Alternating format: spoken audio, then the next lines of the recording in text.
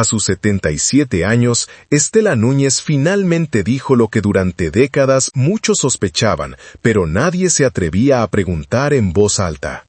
La mujer de la voz cristalina, la intérprete que podía quebrar un corazón con una sola nota, no desapareció por capricho ni por decadencia, sino porque la vida la obligó a pagar un precio demasiado alto por un talento que ella jamás pidió. La fama llegó a su puerta como un huracán, pero Estela siempre soñó con algo mucho más sencillo. Una casa, unos hijos, un rincón de paz donde nadie la empujara a hacer más de lo que quería hacer. Su historia comienza como un milagro. Después de varios embarazos perdidos, Estela nació como la niña que sus padres creían enviada por Dios. Su padre vio en ella un destino, una oportunidad, casi una misión. Su madre, en cambio, temía el mundo del espectáculo, pero aún así vendió propiedades en León para que la familia pudiera mudarse a la Ciudad de México. Y desde entonces, la vida dejó de pertenecerle a Estela. A los 10 años ya competía en concursos, maquillada como adulta, caminando con tacones prestados y cantando para públicos que no imaginaban que detrás de esa voz había una niña que solo quería jugar. Décadas después, México la ovacionaría en la OTI de 1979. Juan Gabriel llamaría a su puerta cuando aún era Alberto. Vicente Fernández le abriría escenario, y 90,000 personas la recibirían como reina en León. Pero antes de cada aplauso hubo pérdidas, silencios, traiciones, enfermedades, amores rotos, y una maternidad que la arrancó del estrellato para siempre. Esta es la historia de la mujer que pudo ser leyenda mundial, pero eligió algo más grande que la fama, su propia vida. Desde su primer aliento, la vida de Estela Núñez estuvo marcada por un contraste que la acompañaría para siempre. La luz que todos veían en ella y la sombra silenciosa que habitaba en su interior. Su llegada al mundo fue celebrada como un milagro. Después de varios embarazos perdidos, sus padres la recibieron con una mezcla de esperanza y devoción, convencidos de que esa niña era el regalo que tanto habían suplicado. Pero ese milagro, con los años, se convertiría también en una carga. Su padre vio en Estela no solo a una hija, sino a un destino. Su madre vio peligro donde su esposo veía oportunidad. Y en medio de esos dos fuegos, la niña quedó atrapada. Desde muy pequeña, todos notaron que su voz era distinta. No era el canto infantil y dulce que se espera de una niña, sino una voz afinada, limpia, casi sobrenatural. Los vecinos la escuchaban y se quedaban inmóviles. Los maestros pedían que cantara en cada evento escolar, y hasta en las fiestas familiares terminaba siendo la atracción principal. Estela lo hacía sin pensar, sin imaginar que esas pequeñas presentaciones inocentes serían el preludio de una vida entera entregada al escenario, aun cuando nunca lo pidió. Su padre decidió que había encontrado la llave para abrir un futuro mejor. Al principio fueron concursos locales, luego presentaciones más grandes y finalmente las caravanas artísticas donde Estela cantaba junto a nombres que más tarde serían íconos. Su madre, aunque temerosa, sacrificó todo para apoyar esa aventura. Vendió propiedades, cerró negocios, dejó atrás la estabilidad de León para seguir el sueño que no era de ella, ni siquiera de su hija, sino de su esposo. Mudarse a la Ciudad de México fue un salto al vacío que la familia pagó caro. Noches enteras durmiendo en autobuses, días comiendo lo que alcanzara, y una niña que apenas tenía tiempo para ser niña. A los 10 años, la infancia de Estela terminó sin que ella lo notara. Su padre la inscribió en su primer concurso televisivo, pero la producción dijo que se veía demasiado niña. Entonces, él tomó una decisión que cambiaría todo. La hizo parecer mayor. Tacones, maquillaje, un peinado distinto. Y para completar la transformación, la inscribió bajo un nuevo nombre artístico, Estela Rodríguez. La niña que cantaba por dulces se convirtió en un personaje que apenas entendía. El truco funcionó. Estela ganó el concurso, pero perdió algo más importante, su derecho a decidir. Desde entonces, cada paso lo marcaba su padre. No podía tener amigos, no podía salir a jugar, no podía enamorarse. Vas, cantas y vuelves a casa. Era la regla sagrada. Su mundo eran las grabaciones, los estudios, los programas de televisión y las largas caravanas donde cantaba sin recibir un solo peso, pero donde su padre veía triunfo en cada aplauso. Sin embargo, había momentos luminosos en esa vorágine. Uno de ellos fue su encuentro con Manuel "El Loco" Valdés en Monterrey. En su programa, el comediante vio lo que muchos pasaban por alto: la chispa natural, la autenticidad que ninguna niña disfrazada podía ocultar. Fue la primera vez que alguien fuera de su familia la miró como artista, no como proyecto.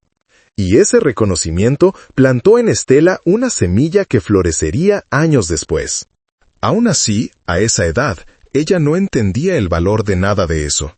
Para Estela, cantar seguía siendo un acto instintivo, no un sueño. La fama se acercaba, pero ella aún no sabía si la quería. Cada vez que subía al escenario, lo hacía porque tocaba hacerlo, no porque su corazón lo pidiera. Era una niña empujada hacia adelante por la ambición de un padre, el miedo de una madre y el peso de un don que no sabía cómo cargar. Y así, sin proponérselo, la niña tímida comenzó a dar pasos hacia un destino que cambiaría para siempre la música mexicana. La adolescencia de Estela Núñez transcurrió entre escenarios y camerinos. Mientras otras niñas descubrían la libertad, ella aprendía a modular la voz, a memorizar letras, a estar siempre lista sin importar el cansancio. Y aunque la presión era grande, algo empezó a cambiar dentro de ella. Por primera vez, Estela comenzó a comprender que poseía un talento que iba más allá de lo común. No era una niña imitando a los adultos, era una intérprete nata, capaz de transformar una emoción en sonido. Ese descubrimiento coincidió con el momento en que la industria también empezó a mirarla con otros ojos. Su vida dio un giro cuando conoció a Homero González, ejecutivo de RCA Victor, quien escuchó una grabación casera y quedó impactado por la pureza de su timbre. Ese encuentro abrió puertas que hasta entonces parecían imposibles. Estela empezó a grabar demos, a trabajar como corista y a convertirse en la voz que sostenía éxitos ajenos. Muchos artistas del momento no sabían que aquella armonía perfecta que acompañaba sus discos era obra de una joven tímida que esperaba pacientemente en el estudio para cantar cuando le tocara. Era una presencia silenciosa, pero indispensable. Su primer momento de verdadera exposición pública llegó con un gesto que, como tantos otros en su vida, permaneció invisibilizado.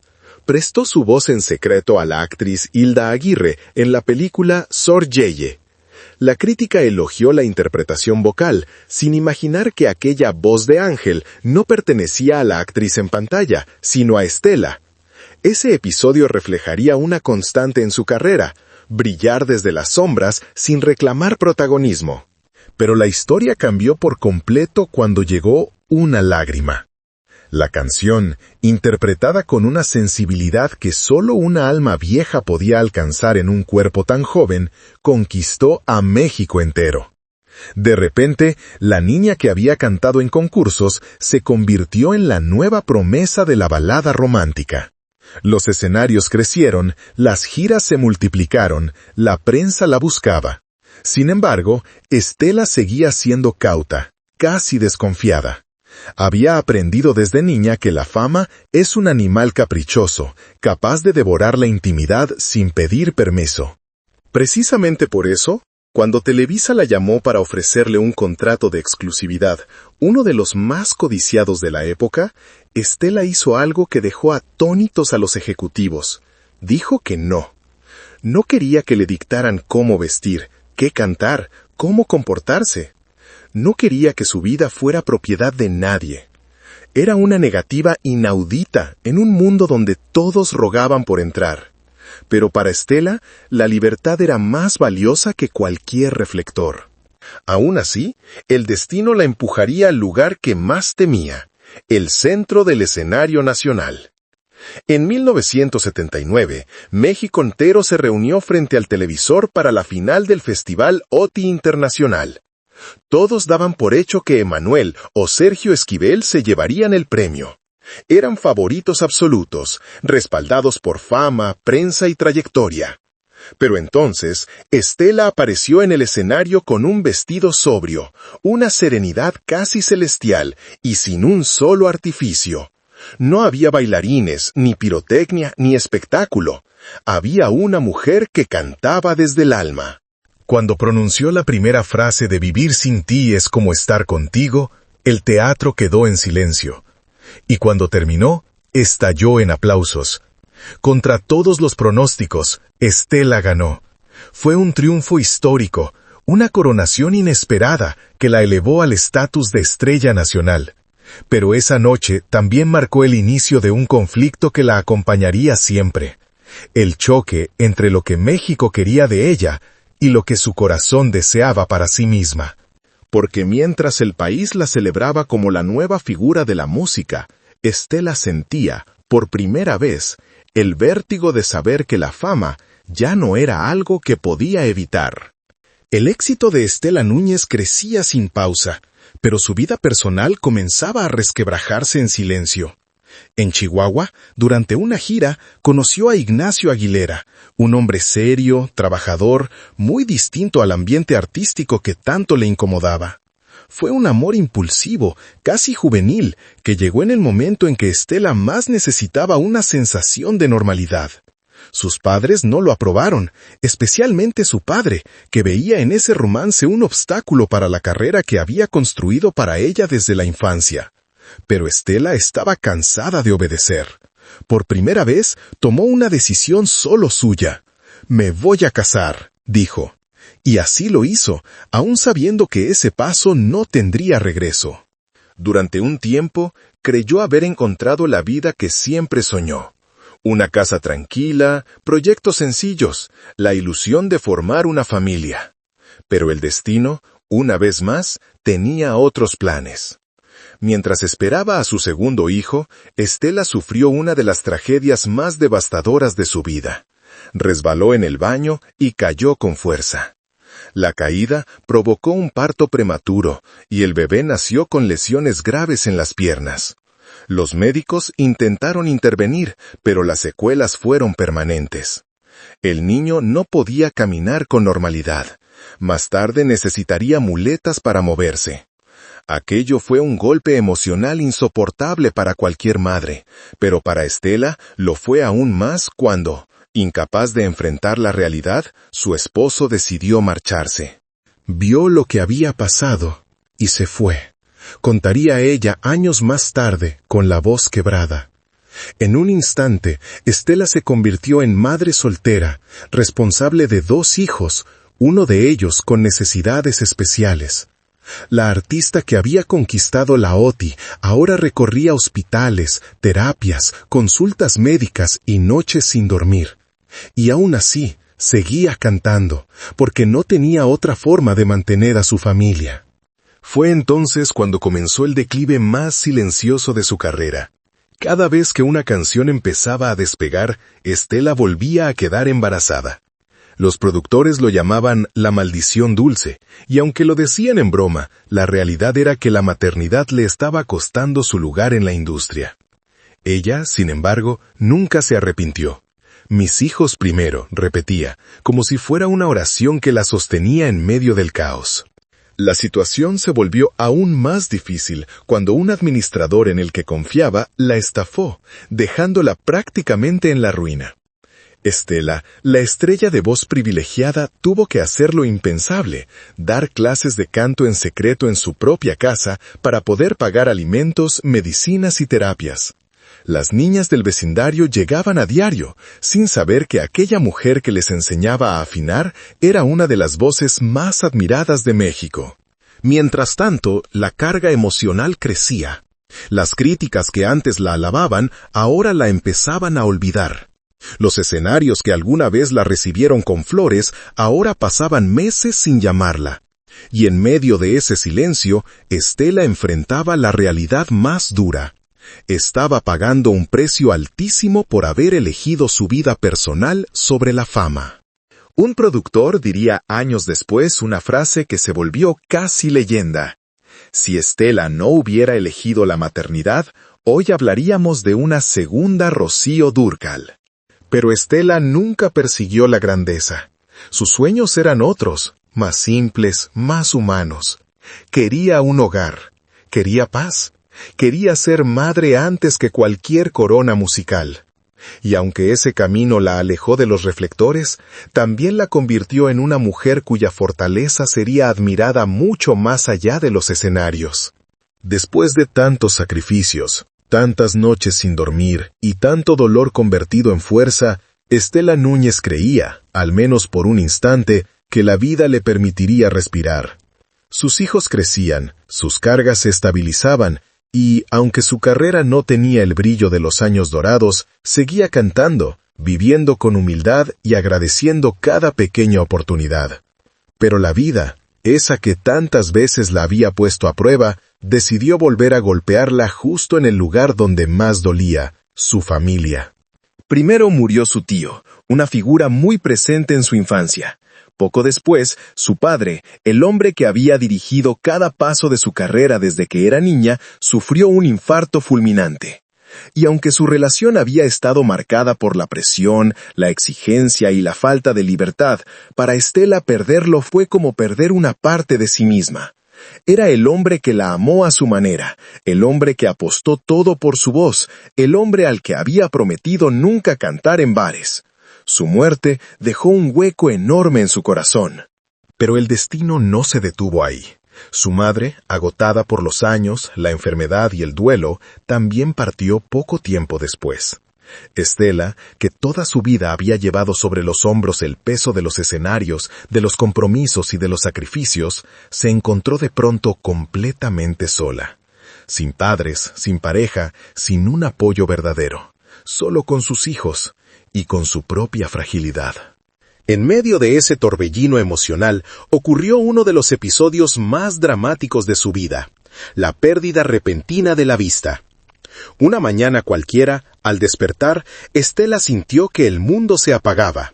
No hubo señales previas, no hubo dolor, no hubo advertencias, solo oscuridad, total y absoluta. Los médicos diagnosticaron una neuritis óptica, una inflamación del nervio que la dejó ciega durante 5 largos meses. Entonces comenzó un aprendizaje doloroso. Estela tuvo que reaprender a vivir, contar los pasos del pasillo, memorizar la posición de los muebles, reconocer las paredes con la palma de la mano, aprender a cerrar puertas sin verlas, a servir agua sin derramarla. Cada acto cotidiano se transformó en un desafío que la obligaba a contener lágrimas que nadie veía. Y como si la oscuridad no fuera suficiente, los tratamientos con cortisona alteraron su cuerpo por completo. Aumentó de peso rápidamente, perdió la figura que siempre había tenido, y cuando su vista comenzó a regresar, Estela apenas se reconocía en el espejo. La mujer del reflejo parecía una desconocida. Y lo peor llegó poco después. El estrés acumulado, el duelo interminable, la fatiga emocional hicieron que su voz, esa que la había llevado tan lejos, simplemente dejara de salir. No había nódulos, no había daño físico. Era el alma la que estaba rota. Por si fuera poco, en esos mismos años, recibió otra noticia que la derrumbó aún más. Luis, su novio de la adolescencia, el amor puro que sus familias habían prohibido, murió trágicamente en un accidente automovilístico junto a su esposa. Para Estela, aquel amor juvenil nunca se había borrado del todo. Era un recuerdo guardado en lo más íntimo de su corazón. Saber que ya no existía en este mundo fue como perder la última luz de un pasado en el que había sido verdaderamente feliz. Con la vista debilitada, el cuerpo transformado, la voz quebrada y el corazón hecho pedazos, Estela vivió una de las etapas más solitarias y vulnerables de su vida. Y sin embargo, incluso en medio de esa oscuridad, siguió aferrándose a lo único que siempre la había sostenido: la música. Aunque no pudiera cantarla, aunque no pudiera verla, aunque no pudiera sentirla como antes. Porque en ese silencio, Estela entendió algo que cambiaría su destino para siempre, que no era la fama lo que la había mantenido viva, sino la capacidad de reconstruirse una y otra vez. Cuando la vida parecía empeñada en arrebatarle todo, hubo algo que nunca logró quitarle a Estela Núñez: la capacidad de encontrar refugio en las personas que realmente la querían.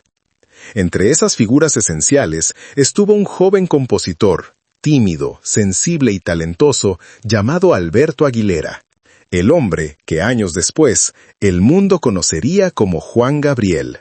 Su encuentro ocurrió cuando él todavía era un desconocido que deambulaba entre estudios y oficinas buscando a alguien que creyera en sus canciones. Un día se presentó en la casa de Estela con una carpeta desordenada de letras y melodías. Le habló de Ciudad Juárez, de su deseo de cambiar su destino, de su necesidad de que una voz sincera interpretara su música. Estela lo escuchó, lo miró con curiosidad y, movida por esa intuición que siempre la guiaba, le dijo que sí. A partir de ese momento se volvieron inseparables. Caminaban juntos hacia el Auditorio Nacional, tomaban el camión como dos estudiantes, ensayaban, reían, compartían confidencias, visitaban a la madre de él en Tlatelolco como si fueran familia. Era una amistad pura, luminosa, de esas que se sienten destinadas. Esa unión artística y personal dio origen a uno de los discos más admirados de Estela. Gracias a él, se atrevió a explorar la música ranchera con una profundidad emocional que sorprendió incluso a quienes la conocían desde niña. Canciones como Extraño tus ojos y Gracias por volver se volvieron clásicos de su repertorio. Juan Gabriel solía decirle que su voz tenía una tristeza que solo los ángeles entienden. Pero como tantas cosas hermosas en la vida de Estela, aquella amistad se quebró sin previo aviso. Algunos dicen que fue por el carácter impredecible de él, otros porque ella se negó a acompañarlo a un concierto histórico en el Rose Bowl por miedo a violar su contrato con Televisa. Estela nunca dio explicaciones, simplemente guardó silencio. Y en ese silencio quedó un hueco que jamás se volvió a llenar. Nunca volvió a grabar una sola canción de Juan Gabriel.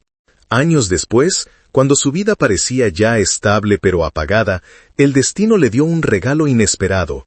King Clave, uno de sus amigos más constantes, le propuso grabar juntos y devolverla al escenario. Con él compartió una amistad de más de 40 años, llena de cariño, respeto y complicidad.